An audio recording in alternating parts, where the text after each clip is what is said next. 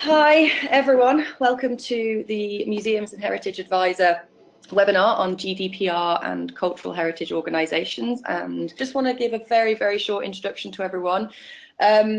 This is obviously hosted by Museums and Heritage Advisor, but we couldn't make it work without the partnering with the ICO and them facilitating this webinar, which has been absolutely fantastic.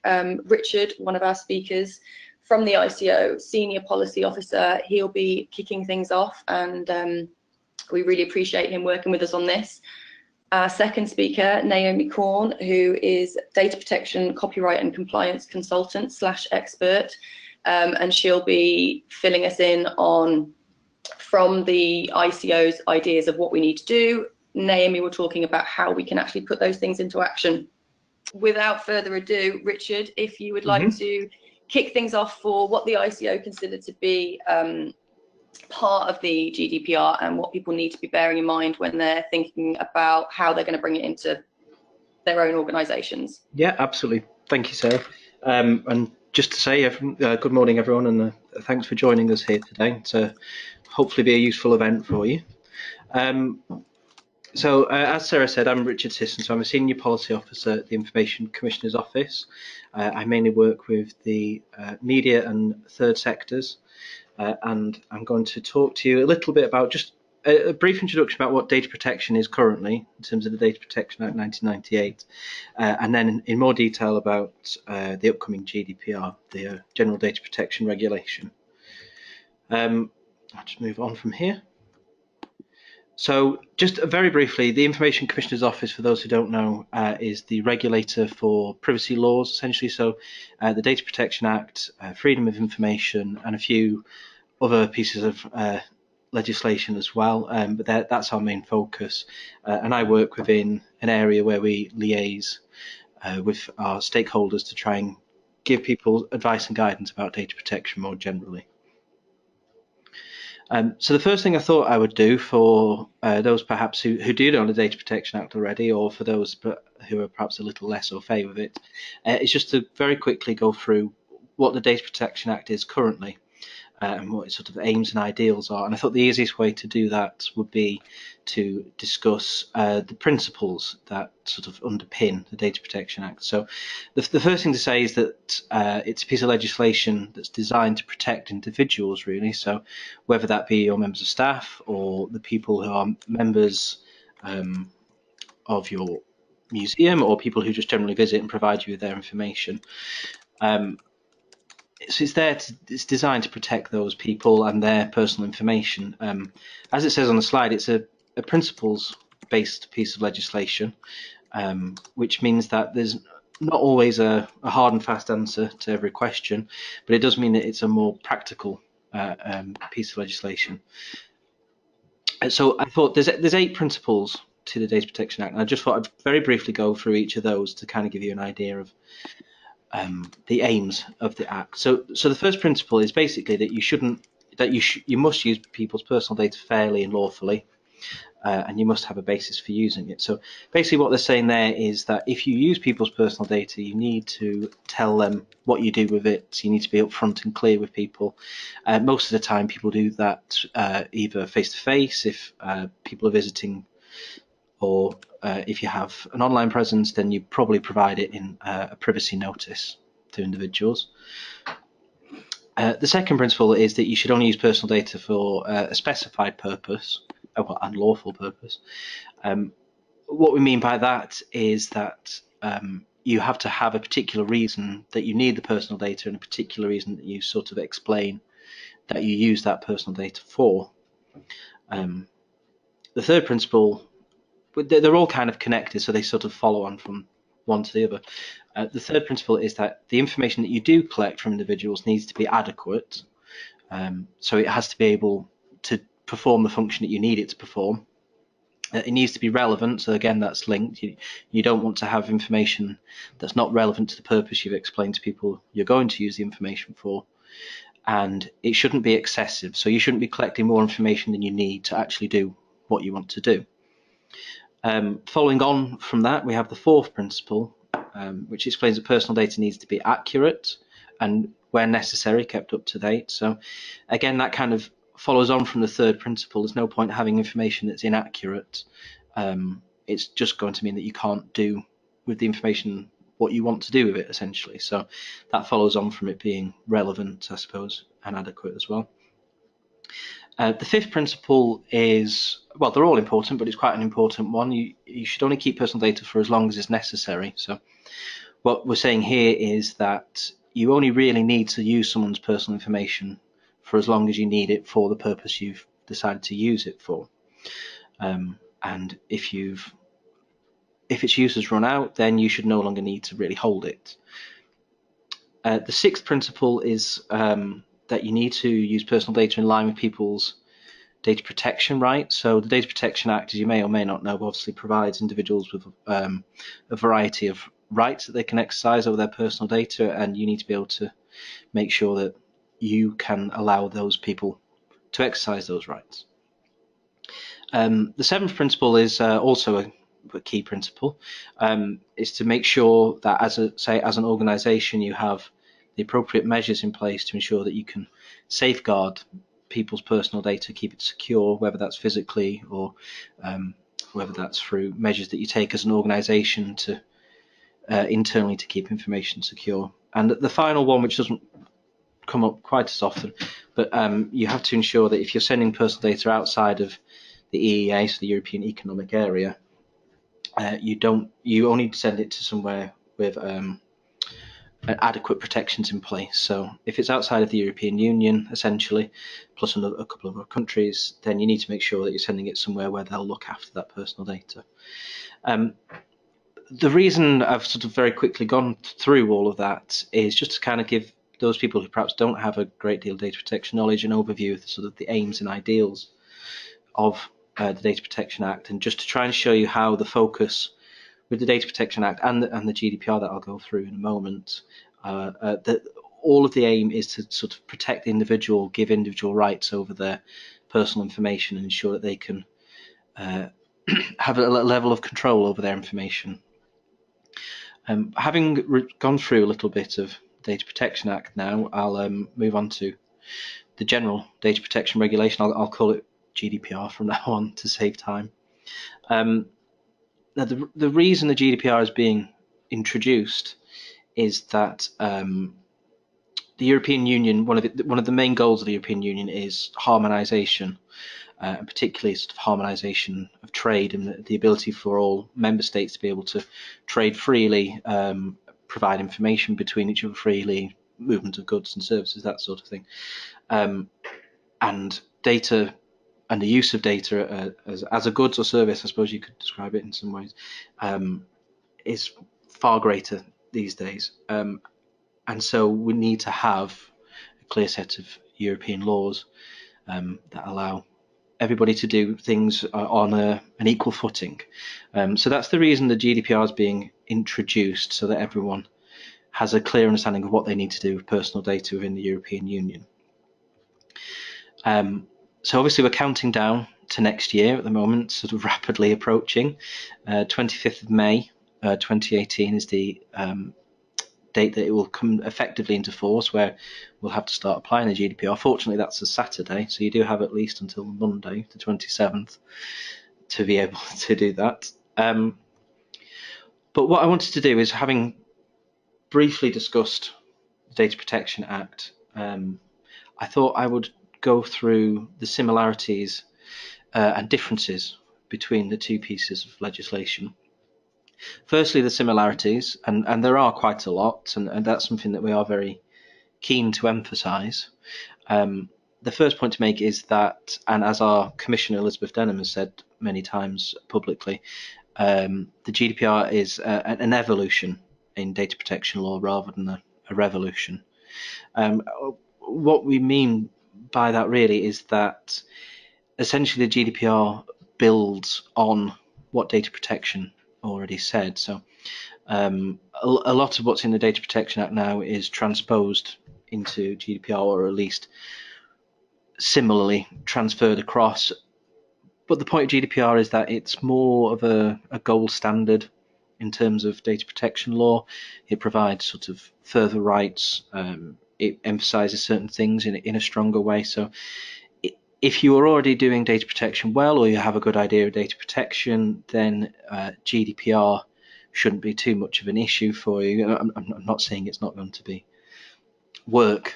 There's not going to be work involved with it, but it shouldn't provide as much of a challenge as perhaps has been suggested externally. I know there's a lot of worry and concern about GDPR, and hopefully we can try and allay those fears and just make it clear that there's not too much of a shift from data protection.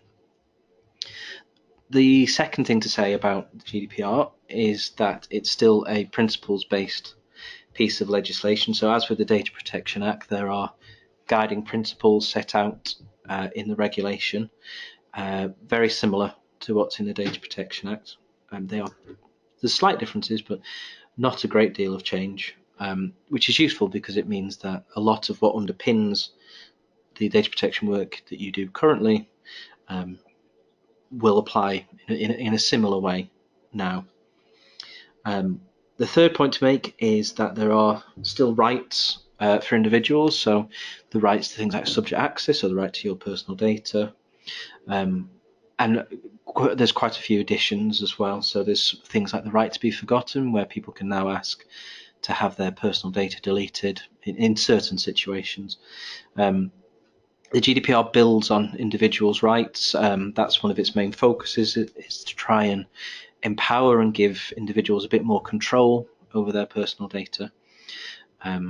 So there are further rights, and it builds on the rights that were already in place in the Data Protection Act in a useful way, I think. There are still responsibilities for organisations. Obviously, it's a piece of legislation that's focused on protecting individuals, which means that responsibilities are placed on organisations as to what they can and can't do with people's personal data. Again, which is a good thing. It allows individuals more control, a greater emphasis on transparency as well, so people should have more idea of what's going on with the information that people use. And that's something that obviously you, as organisations, will need to be clear with individuals about as well. Thankfully, the ICO is still the regulator in the United Kingdom. That means that people like me and Gordon are still have a job, still got work to do. But it also means there's a clear transition. You won't have to suddenly start going to a different organisation. Will be called supervisory authority for the United Kingdom. That's the same for all member states in the European Union. And the final point to make is there's still a number of grounds to justify processing, including consent.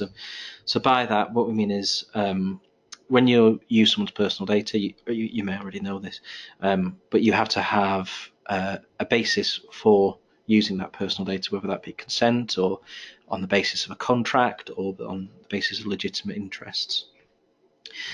So there's still reasons that you have to have in place and explain to individuals to justify why you're processing their personal data.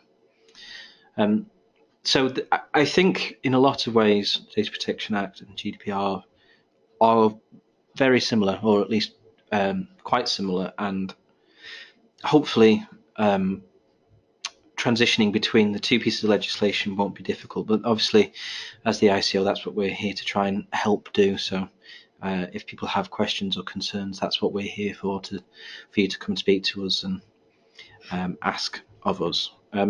So they're sort of the similarities, but there are changes as well between the Data Protection Act and the GDPR. So I'll just go through a few of those, and I think a lot of what you'll see is emphasises the focus of the GDPR on empowering people to have an idea of what's going on with their personal data and a level of control over their personal data.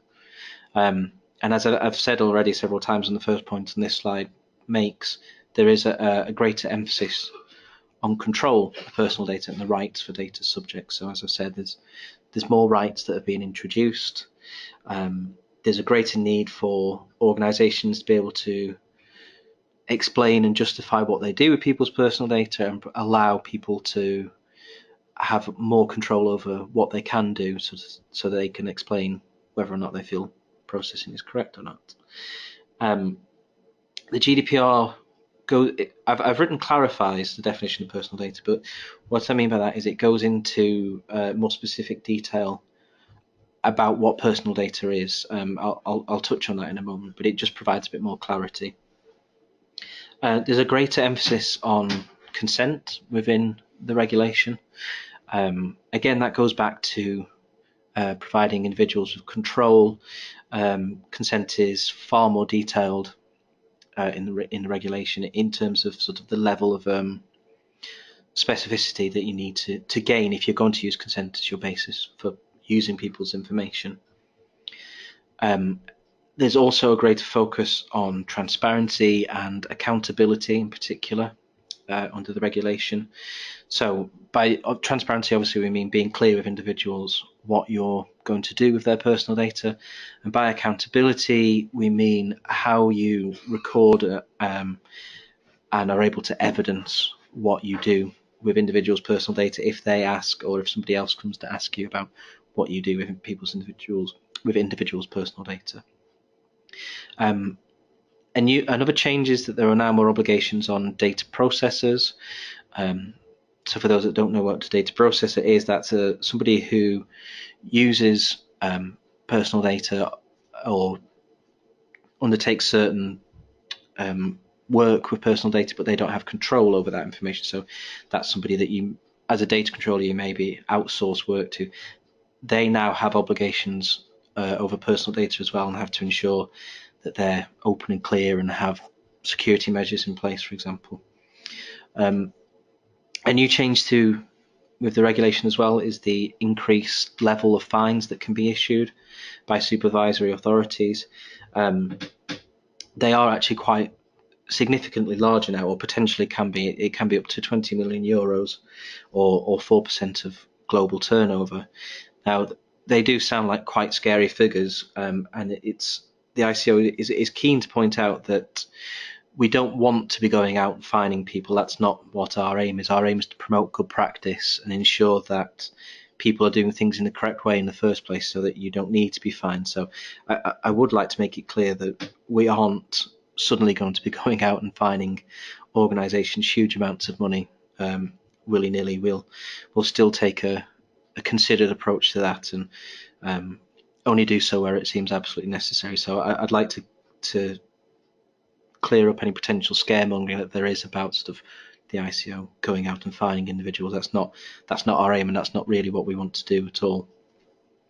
And the final point I suppose to make, the difference between the regulation and the Data Protection Act is that there are further sources of advice and guidance out there. So as a supervisory authority, we're producing a lot of guidance ourselves.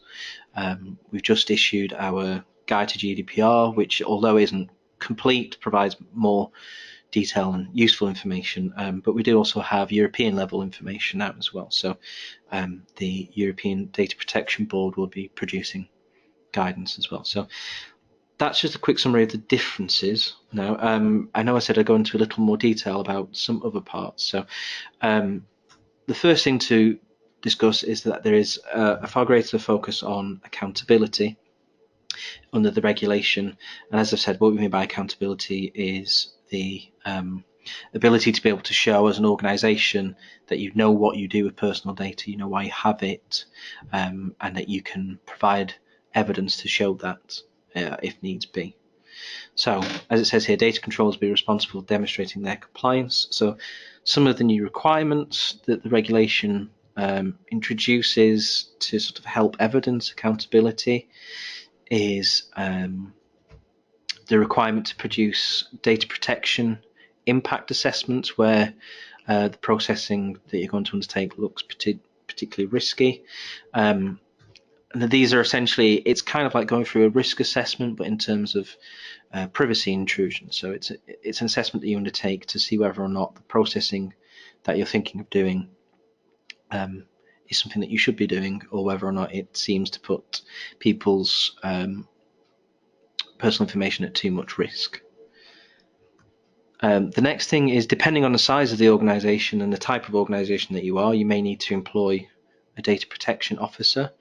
That's somebody who's meant to have a level of independence that can provide advice and guidance to an organisation, about whether or not they think that what the organisation is looking to do is appropriate or not in terms of data protection. So it gives a level of backup to an organisation so that they have an idea of whether or not they should be doing something without reverting, say, to the ICO. Organisations now need to record their processing activities. So by that, what we mean is you need to have records that explain what you do with people's personal data and why you do it, essentially. We're producing some more guidance on that, which should be coming out soon, I would think. That can provide a bit more detail on that, but that's something that organisations will now need to record. If you're using consent as the reason that you process people's personal data, then you need to be able to demonstrate that you've gained valid consent, and if someone asks to see that, be able to evidence that to people. And data protection by design is a new sort of big focus for the regulation, and by that we mean building in privacy concerns and thinking about privacy through the whole life cycle of the work of your organisation. So always keeping in mind data protection and how you can protect individuals' personal information with the work that you do. So moving on, I said that personal data was defined a bit more clearly, or more specifically under the new regulation. So essentially the definition is the same as it was under data protection, but it does now include some more specific things. So for example, things like the location data on your mobile phone can now be considered data protection, or online identifiers, so things like people's IP address on their computer are now considered personal data. So what constitutes processing is defined a bit more clearly as well. So I won't linger on this too much, but it's essentially, it moves away to a degree from not just automated processing and includes other things as well. Something that comes up quite a lot is identifying the basis for processing. So this is something under GDPR that's relatively similar to the Data Protection Act, but there's an increased emphasis on identifying and explaining what you do. So I think the first point to emphasize is that not everybody, but a lot of people immediately go to consent as a basis for processing, and we're at pains to make it clear that consent isn't the only basis that you can process people's personal data, and in some cases it's not always the best because consent can be withdrawn as well. So there's several ways in which you can process people's personal data. Not the first, but one of them being on the basis of a contract. So if you have a contractual agreement between yourselves and somebody, then that can justify your processing. If you have a legal obligation to process someone's personal data, then that provides a basis. If you're protecting the vital interests of somebody, so say for example a hospital that needs to treat a patient but they can't get consent or don't have another basis for processing, then they're allowed to process personal data in order to protect that individual. If you have public or official functions to undertake, then that can be the basis of processing personal data. And the final one, which doesn't necessarily always apply because legitimate interests can't necessarily apply to, say, for example, public authorities, but you can use your legitimate interests as a basis for processing personal data, assuming that you can justify that basis. So you have to balance your legitimate interest in processing the personal data against the rights and freedoms of the individual's personal data that you're processing. And there are special categories of personal data as well. So, special categories of data.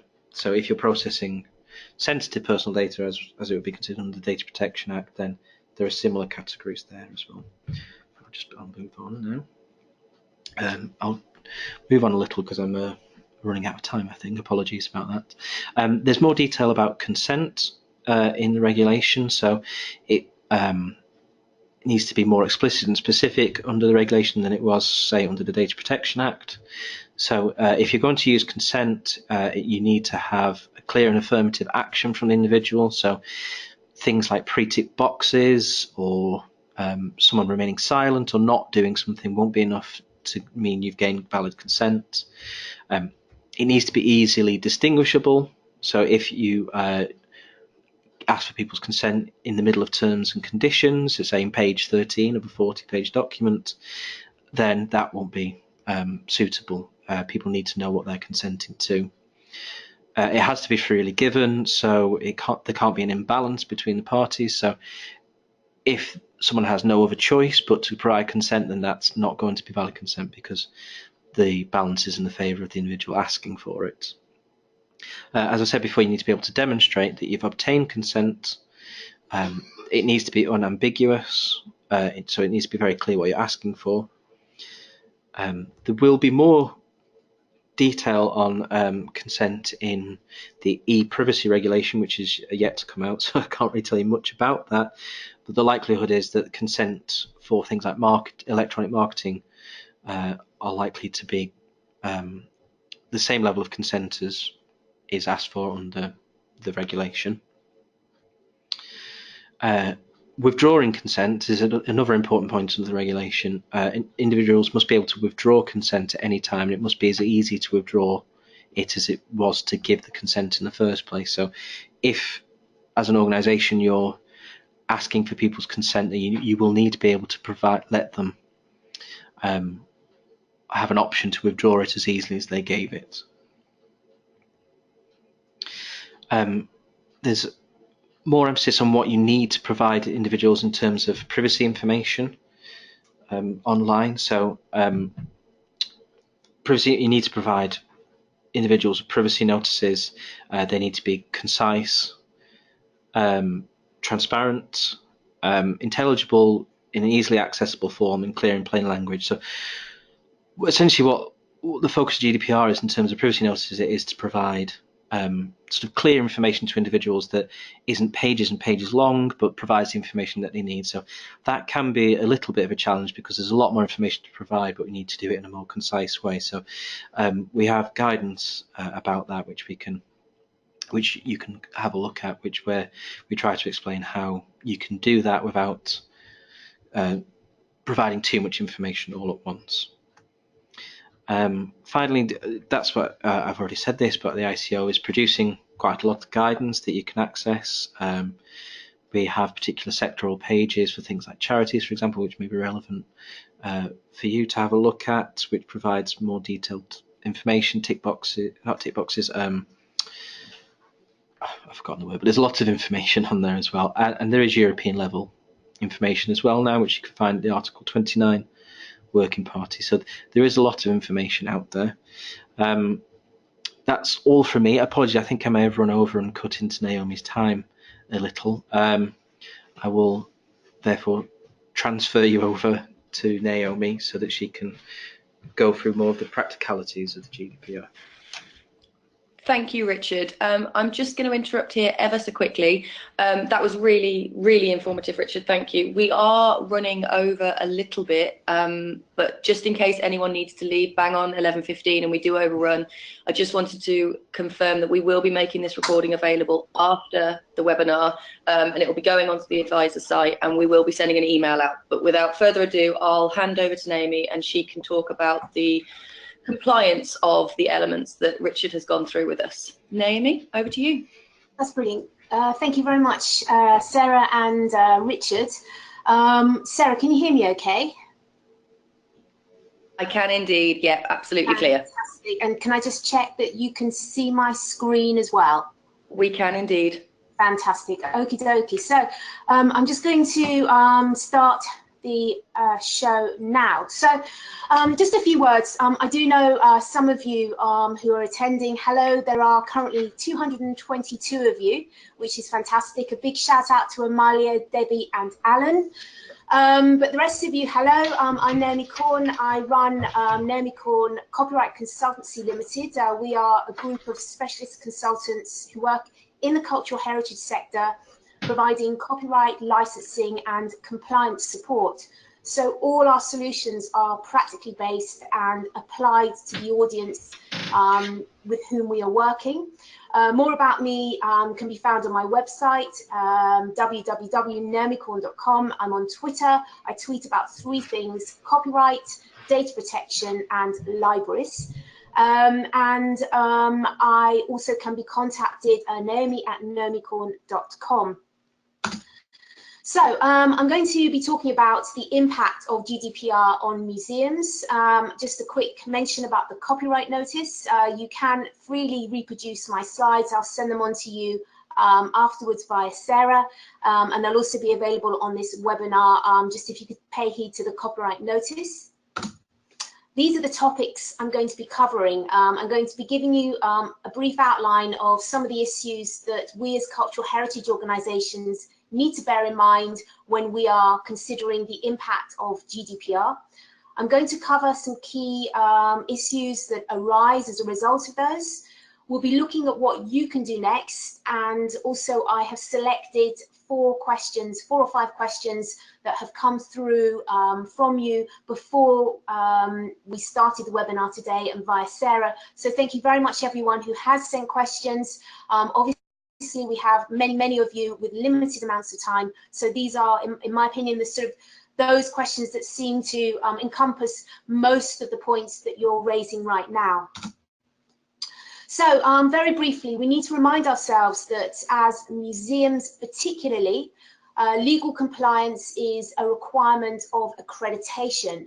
So those of you who are accredited or working towards accreditation, you need to be aware that your data protection obligations and indeed copyright, as well as everything else, is a requirement of you already. This is not something new.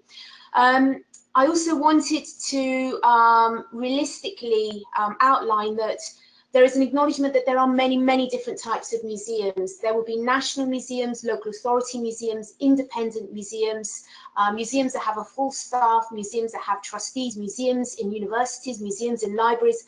We are a very heterogeneous sector with a vast array of collection items, with an enormous range of activities that are taking place. The sorts of activities that we are likely to see within our museums that will have an impact on our adherence to data protection regulations are HR, so staff recruitment and development, staff performance, payroll, retail activities, deliveries of user services such as friends, societies, special events, school events, marketing, the work that we do with our collections, and indeed as part of our legal requirements as custodians of the nation's cultural heritage, we will be collecting information about our donors, our researchers' details, and indeed our copyright information as well. Some of us will have CCTV footage as well, and also many of us will be collecting information from our visitors, whether it is in person or online. That's a small indication of the types of activities. Now, a word here about data protection in general. Data protection will impact on us professionally. This is why we're here today, but also we need to bear in mind this is an important piece of legislation updated by the GDPR, which looks after our rights as well.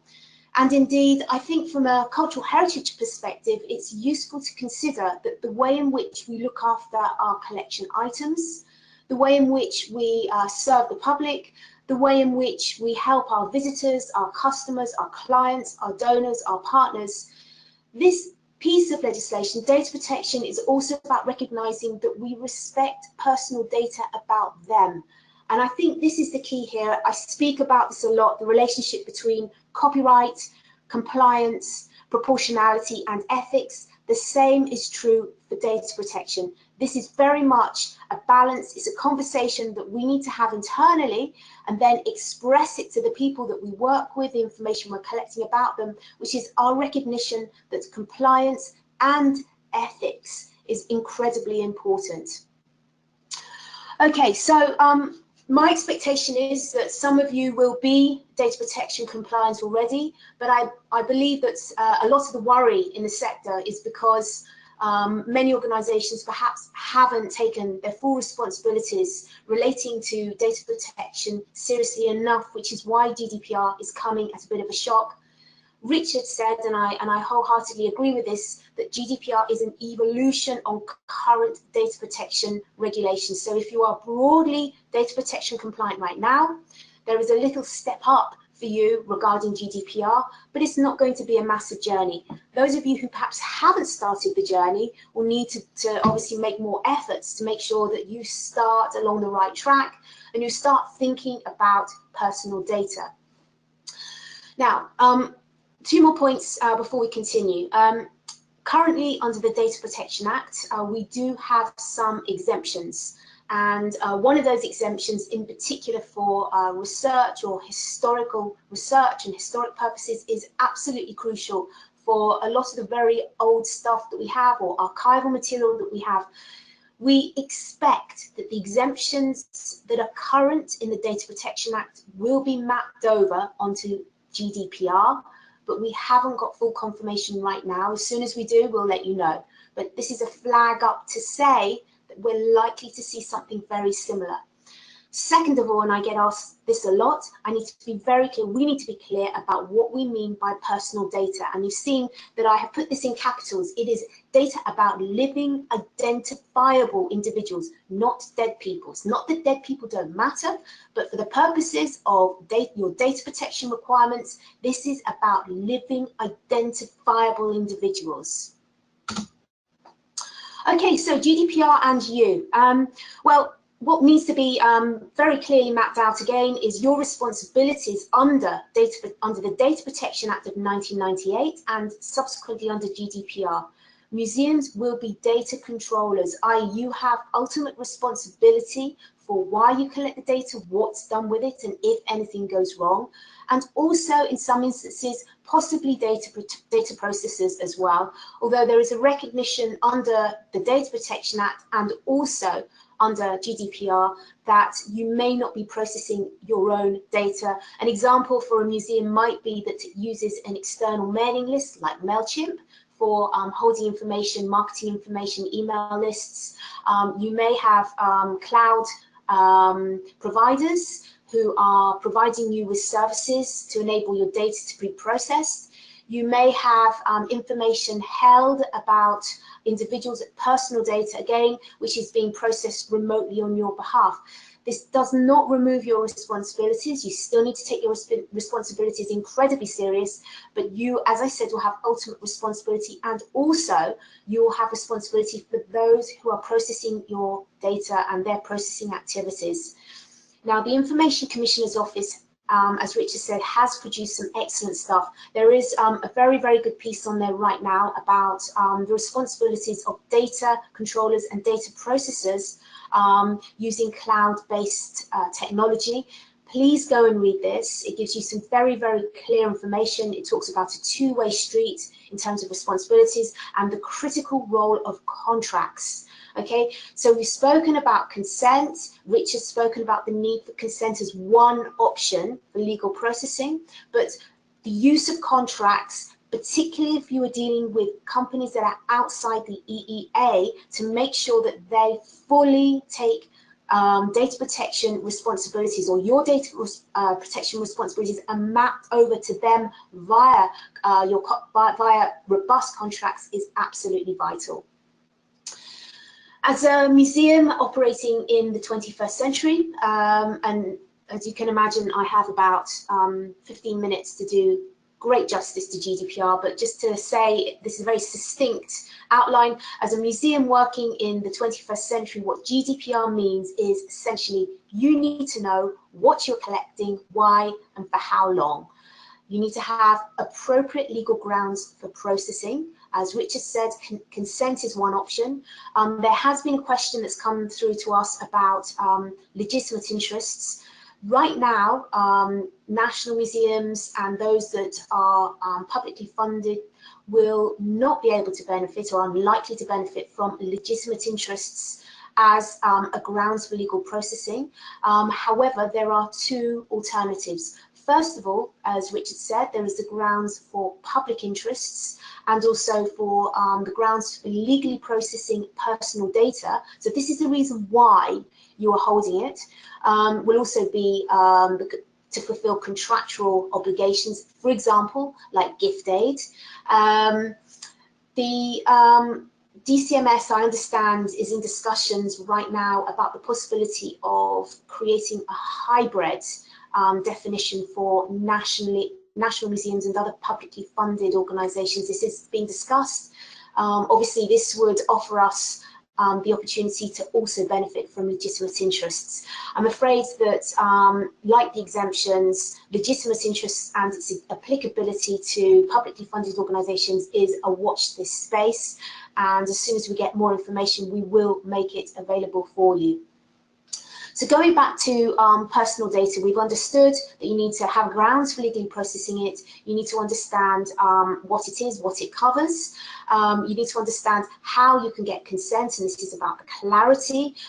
Consent could be wording at the bottom of a form. For example, if you are seeking permission from copyright holders to use or reproduce images of their works, if you want to process that information more, for example, if you want to share copyright holder contact details with other organisations, you would need to have to ask consent for that, and that would be a box at the bottom of your form where you are very clear about what you want to do with that personal information, and also to seek consent in order to do so. And that's an example, in my opinion, of a combination of a privacy notice and actively asking consent in order to do something more with the personal data than you had intended. A word about data protection officers. Richard did mention this. Now, data protection officer is actually there to help you. It's somebody who can help your organisation breathe in the requirements of GDPR. So this is the idea of having a culture whereby privacy by design is built into your project management, it's built into your budget management, it's built into the very thoughts that you have when you think about a new exhibition, a new activity. You think about the personal data you are likely to collect, what you're likely to do with it, and how you can ensure that you are legally processing it, how you can ensure that you keep it safely. So a data protection officer can help you do that. There is absolutely nothing in the requirements that say you can't share a data protection officer, and in fact, it may well, it's actually, this is something that is encouraged. So data protection officers could be shared within regions. It could be something that the museum development officers could ensure. Someone is skilled up to have the ability to provide advice and support to small organisations. It could be a data protection officer that you have in your local authority that museums are able to use. You see, I see GDPR actually as a good thing. I see this as protecting us and personal data about us, but also helping us to think within a very sensible framework about what we're collecting and why. I also see the GDPR as a really good opportunity for cleaning out data you don't need. And this is part of your next steps, which is you've got to think not just about what you've got right now, what personal data you have, but also what you're going to be collecting in the future. So what you've got right now, you need to be reviewing this, and if you don't need it, you get rid of it. And of even greater benefit to get rid of it is simply that you can make sure that your systems are not having to work so hard with the amount of data that's being processed. And number two, if you don't have any personal data about particular people, then you will not have to answer a subject access request because you haven't got that information about them, or you won't have to provide that information as part of a subject access request. So just a few words about the impact of not doing GDPR correct. You can see lots and lots of reasons. Reputational impact is certainly very important. It's really great to hear from Richard, to receive reassurances from Richard that the ICO is there to help you rather than to fine you. I think that the really kind of big cases of data breaches, such as Uber, those are absolutely in the firing line, and you can see why the fines are so big, because they are such large breaches. Now, that doesn't mean we can't not take our responsibilities seriously, but this is about proportionality. And I very much like to think about GDPR and copyright as business critical decisions for your organisation, because this is always about the balance of the costs, benefits and risks of not or doing compliance. I have also been quite outspoken about that I believe that GDPR, like copyright, is to a degree a risk-managed decision for your organisation. Like anything, if you don't comply, then you need to understand what the impact is of you not complying, and you need to make sure that the organisation fully takes its responsibilities seriously, and more than that, mitigates any arising risks. It may be, for example, that there may be some activities that you cannot justify under legal processing, you couldn't ask for consent for, but you still need to carry out for certain reasons. That is your risk, and you need to understand what that risk looks like, and as I said, how to mitigate it. So what can you do next? There are a number of steps that I can recommend for you. A lot of that work's been done for me, but like copyright, GDPR is a holistic organisational issue. As I said, GDPR presents a really solid framework for your organisation to take its responsibilities seriously, and therefore it is an organisational issue. It's about making sure you've got the right framework in place so everyone understands what their roles and responsibilities are, and I've got a diagram to show you how you can manage that in a minute. This is about building in strategies for stuff that you've got right now, retention policies for data you're already storing, why are you storing it, under what grounds are you storing it, and if you're not allowed to store it, really, you have two legal choices. Number one, you get rid of it, or number two, you ask for consent. So that might be old email lists or mailing lists. For example, I was recently contacted by my alumni association, who asked me again to sign up to be part of that mailing list. That is something that you'll need to do. Like them, they've taken their responsibility seriously. The benefits, of course, are that it means that if you have old email addresses, you will know that they're no longer valid, which is cleaning out your mailing lists. And second of all, the other benefit, of course, is that you can take this as an opportunity to reconnect with people on your mailing lists, and again, flag up that you're there, that you're still doing the great work that you're doing. The second side of the strategy is about making sure that you've got your privacy by design in place. You future-proof your new activities so that you assess what you're doing in terms of risk using the data protection risk impact assessment tool, getting the help of your data protection officer. And this is really where I can plug again the work that we do.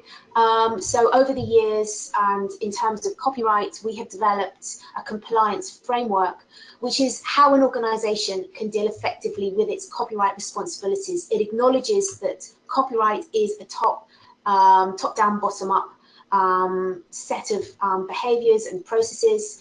And indeed, the same should be said for GDPR. So like copyright, GDPR requires a whole organisation to have in place at the very fabric of the organisation various measures to make sure it's GDPR compliant. This means, for example, that with regards to policy development, yes, have a data protection policy, but what you will also need to do to embed good GDPR practices into what you do as an organisation, you need to look across at other policies, at your social media policy, your ICT policies, your HR policies, and make sure that they contain the appropriate messaging about requirements under GDPR. This is about making sure that your staff have suitable training and awareness in order to raise their understanding about what they should be doing, what they shouldn't be doing, and this could be tiered. For example, you've got training for people generally who need to know about it, and then you've got more advanced training. This is about having a governance framework in place so that you have those in responsibility, your senior management team, your board of trustees who will be viewed as your data controllers. They need to understand what their roles and responsibilities are, a bit like health and safety, for example. And also you would need to have in place some kind of risk fabric to identify areas that haven't perhaps been addressed appropriately. But there's more. The Information Commissioner's Office itself recommends that there are 12 steps that you can take now, and this is an excellent piece of advice. I've worked with a number of representatives from across museums and charities and schools and universities who are using this as a template to understand the very key aspects that they need to be doing now. For example, number 2, information that you hold.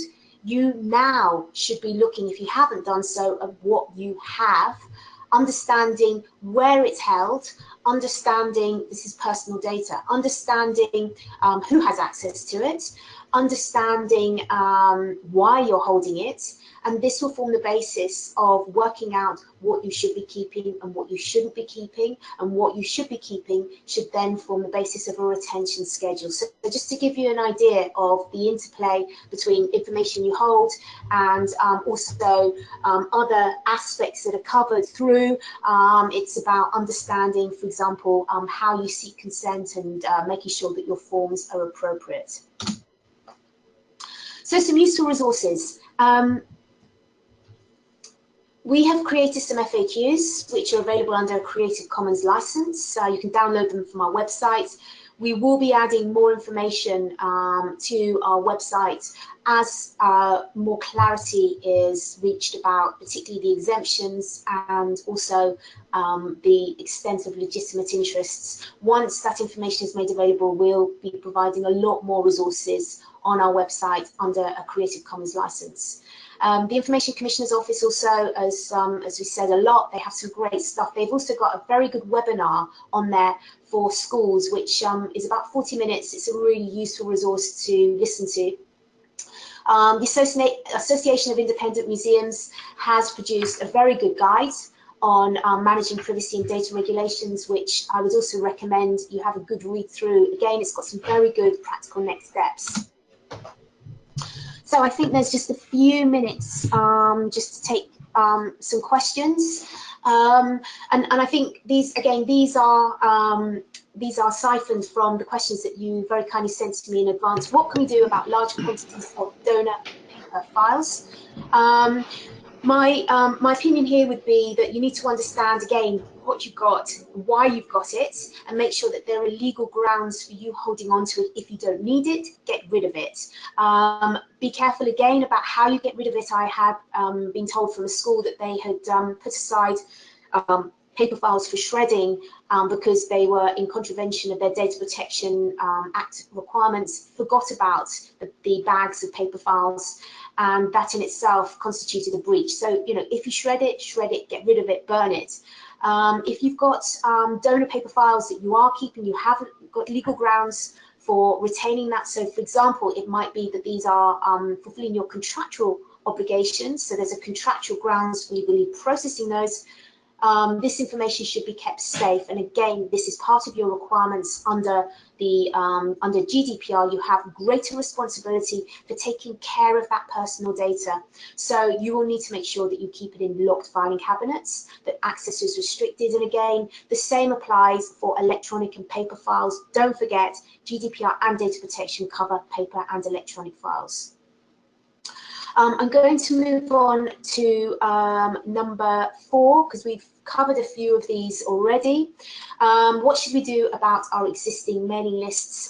Again, to be clear, with regards to your existing mailing lists, if there is no grounds for legally processing those, you will be required, and certainly under the sort of the rollover of GDPR means that you will need to go back to those people on your mailing list and seek consent in order to keep them on your mailing list. And as I mentioned, this seems to be of would be of great benefit because it would be about reconnecting with your clients, with your audiences, with your visitors. So within a very short time, and because we are obviously running slightly over, I hope that this has given you the starting point for thinking about what the issues are, what you need to do next, thinking about your compliance obligations, thinking about your organizational obligations, thinking about some clear next steps, your strategies. I think, to be realistic, it's probably going to be highly unusual for any organization to be fully GDPR compliant by the end of May, but we need to start the journey. And so what you do next becomes important. think about planning this out as a short, medium and long-term plan. So certain activities you can do now, some later and some later still. I think that's going to be important. Prioritizing safeguarding access to your personal data. So again, keeping your files locked, making sure that pieces of paper don't float around on reception desks, making sure that you use your permissions fields on your collections management systems and your internal databases to restrict access, even amongst staff, to personal data, making sure that you encrypt any devices such as laptops and USB sticks that are leaving the premises. So these are basic things that you can be doing now. So thank you all very much indeed for listening to us. I'm going to hand over to Sarah, who will, I think probably by this point, conclude the session that we've got together. Hi, Naomi. Yeah, can you hear me? Yep, I can hear you. Brilliant. Thank you so much. That was really, really helpful to sort of understand how we can put some of the legislation that Richard was talking about and put it into actual practice. I know that we're running over and I do apologise. I'm sure that everyone's got incredibly busy days ahead. I just do have one question that's just come in, Naomi, and I wonder if I could just put that to you now. Images from public events, is that considered personal data, and do we require individual active consent to use those images? Is that something that's changed, or is that something that's always been, or is that something that will change with GDPR? Right, I mean, this is about, don't forget the definition of personal data, which is identifiable living individuals. And there will be many photographs that we take at events which will have where the individual will not be clearly identified, and I think that that's going to be important. I mean, I've always said, and I've been asked this question a lot, because of course we take photographs at events all the time, and you know, if we do take photographs, either we don't explicitly ask for consent necessarily, or we've got signage up in the location. I think that in some instances there will be legal grounds for processing that if there are pictures of living identifiable individuals. So I think that there will be, you know, then there may be a reason why we can justify that if we're not actively asking for consent. The second thing to point out about that is that certainly if these are pictures of children, because of these entwined safeguarding obligations that we have, we would have to ask consent there anyway. But then there is a third thing, and I think this is something that we need, we as a sector need to just think about and digest, which is that because of the nature of the work that we do, and the fact that we are taking photographs all the time, there will be circumstances where it's not practical to ask for consent, nor would we be able to necessarily justify our processing of that, of the images of living identifiable individuals as part of our as part of our sort of legal processing basis. And I think that there we just need to have a discussion amongst ourselves about what that means for us. I think it means that if we go ahead and you know, I've spoken about this a lot, which is about a risk managed approach, and understand what that means. I think we need to make sure that if we do go down the road of risk management and we're doing something which isn't covered under the legal grounds for legal processing, we understand those risks, we mitigate the risks, and mitigation of the risks would be keeping those images safe, making sure that we don't share them, because of course the more that we share those images, the greater the risk and the greater the penalty. So if we are using them internally, then we need to think about how we are restricting access. If we use them in a commercial way, we need to think about the impact of doing that. So I think that these are questions that we need to be asking ourselves. Richard, do you have any views? I can only really reiterate what you said, to be honest, Naomi. I think you've covered it very well. Fantastic. Okay, well, I will wrap that up there because we have overrun by 15 minutes, but it is a huge topic, and I'm sure we could go on for considerably longer to talk about even more, and your questions have overwhelmed us really, so we can't even begin to respond to all of them. So what we're thinking of doing is both of our speakers' presentations will be available after the webinar, and we'll send those out to you. And we will also put a recording of this on Advisor, hopefully by next week, but again, we'll inform you when that's ready. And we're also considering the possibility of putting something together on Advisor that looks at all your questions and responds directly to some of the more detailed questions if we can. Again, we will keep you posted on that. I hope you found the webinar useful. Thank you again so much to Richard from the ICO and Gordon, who you haven't heard from, but he's our technical whiz that's been in the background making sure everything works. And to Naomi as well, thank you very much. And I do hope everyone has a great rest of their day. Brilliant. Thank you very much indeed. Yeah. Bye, everyone. Thank you from me as well.